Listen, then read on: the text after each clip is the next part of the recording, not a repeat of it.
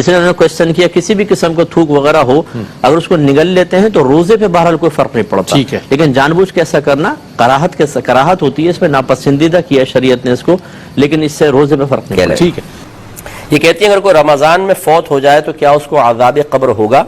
دیکھیں حدیثیں یہی کہتی ہیں کہ جو رمضان میں فوت ہوا اس پر سے عذاب ہٹا لیا جاتا ہے، عذاب قبر اسے نہیں ہوگا۔ اب بعض اوقات ایسا ہوتا ہے کہ کوئی بہت زیادہ گناہگار ہیں معروف، وہ رمضان میں فوت ہو جائے تو ہمارے لوگ وہی بات کہ وہ سمجھتے ہیں کہ شاید اس کی کثرت سے گناہ کی وجہ سے، اعلانیہ گناہ کی وجہ سے اللہ تعالیٰ پر یہ ایک ایسا اثر مرتب کر چکا ہے کہ اللہ اس سے ناراض ہو چکا ہے اور اب اس کی بخشش مغفرت ہو نہیں سکتی۔ اب جب اس قسم کی حدیثیں ذکر کی جاتی ہیں جی رمضان میں اگر کوئی فوت ہو جائے عذاب قبر نہیں ہوگا، بولتے ہیں کہ یہ کیا بات ہوئی، ساری زندگی گناہ کر رہا ہے پھر بھی کچھ نہیں ہوگا، تو بھئی آپ کون ہوتے ہیں؟ آپ کی جیب سے کوئی پیسے نکال رہا ہے وہ، یا آپ کی کوئی پراپرٹی اس نے قبضے میں لے لی ہے، یہ اس کا معاملہ ہے، اس کے رب کا معاملہ ہے، آپ کو کیا تشویش ہے؟ بلکہ اس طریقے سے اللہ تبارک و تعالی کی تقسیم پر اعتراض کر کے آپ گناہگار ہوں گے۔ آپ نے نیک عمل کر کے کون سا کمال کر لیا ہے؟ یہ آپ کا کمال نہیں، یہ اللہ تبارک و تعالی کا کرم ہے کہ اس نے آپ کو بے شمار گناہوں سے بچایا ہوا ہے،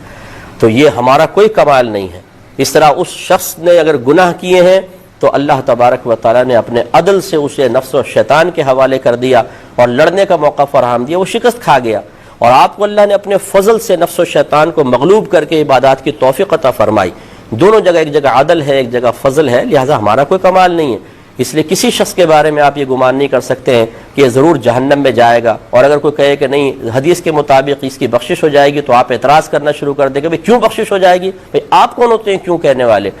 آپ اگر یہ کہنا چاہتے ہیں کہ معاذ اللہ ثم معاذ اللہ، پھر تو یہ ناانصافی ہوگی کہ میں نیک عمل کر رہا ہوں، وہ گناہ کر رہا ہوں، وہ بھی بخشا جائے میں بھی بخشا جاؤں، یہ تو اللہ تعالیٰ کی ناانصافی ہے۔ آپ کون ہوتے ہیں حکم لگانے والے اللہ تبارک و تعالیٰ پر؟ اس لیے وہ کتنے ہی گناہ گار اور پاپی ہو، ساری زندگی شرابیں پیتا رہے، ساری زندگی زنا کرتا رہے، اللہ تعالیٰ اس کے بندے کا معاملہ ہے۔ ہو سکتا ہے وہ شخص ایسی توبہ، موت سے پہلے ایسی توبہ کر چکا ہو کہ اللہ تعالیٰ اس کی سارے گناہ بخش دے،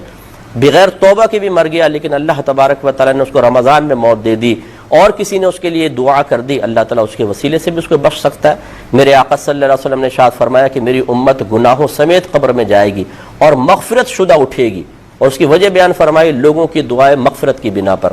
یہ شرح الصدور کے اندر یہ حدیث پاک موجود ہے۔ تو پوری امت کے ساتھ یہ معاملہ نہیں، لیکن اکثر کے ساتھ ایسا معاملہ ہے، کیونکہ بعض سرکار کے امتی جہنم میں بھی جائیں گے اور پھر آپ کی شفاعت سے وہ باہر آئیں گے، لیکن یہ اکثر لوگوں کے بارے میں سرکار کا قول ہے کہ میری امت گناہوں سمیت۔ ایک روایت میں ہے کہ میری امت گناہ سمیت قبر میں جائے گی تو جمعے تک انہیں عذاب ہوگا، اگر عذاب ہو رہا ہے جمعے کے بعد عذاب اٹھا لیا جائے گا۔ یہ تو میری اللہ کی مرضی ہے نا، تو اس طریقے سے ہمیں اللہ تعالیٰ کی تقسیم پر معترض نہیں ہونا چاہیے۔ اللہ نہ کرے، خدا نہ خواستہ آپ ابھی بڑے پپو ہیں، نیک ہیں، پرہیزگار ہیں، اور پھر آپ سے کوئی خطا ہو جائے